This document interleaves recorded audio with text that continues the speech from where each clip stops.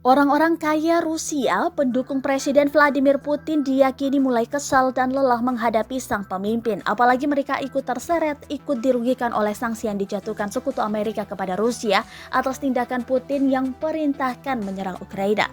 Selain itu, Rusia juga gagal memenuhi target untuk menyelesaikan serangan ke Ukraina untuk 72 jam ke depan, yang sebelumnya diharapkan bisa terjadi. Menurut analisis pertahanan Profesor Michael Clark, hal itu membuat Putin berpeluang dikhianati atau banyak yang tak memperdulikannya lagi. Banyak dari orang-orang berkuasa di lingkaran terdalam Putin kini menghadapi penghinaan, dikucilkan dari panggung dunia, dan kekayaan besar mereka dalam bahaya serius, tulisnya di The Sun.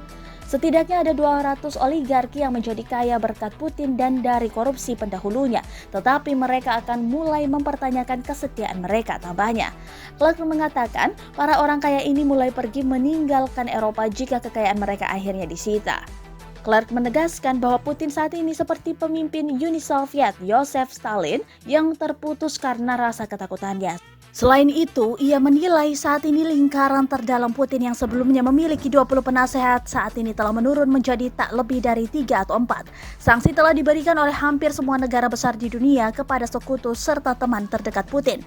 Rusia sendiri dipercaya akan menghadapi resesi yang besar dengan para ahli memperkirakan adanya 7% dalam tingkat pertumbuhan ekonomi daripada 2% pertumbuhan yang telah diprediksi tahun lalu. Ditambah lagi, perusahaan besar seperti Apple dan Google telah mundur dari pelayanan mereka di Rusia. Profesor Clark memperkirakan pengkhianatan terhadap Putin terjadi tak lama lagi.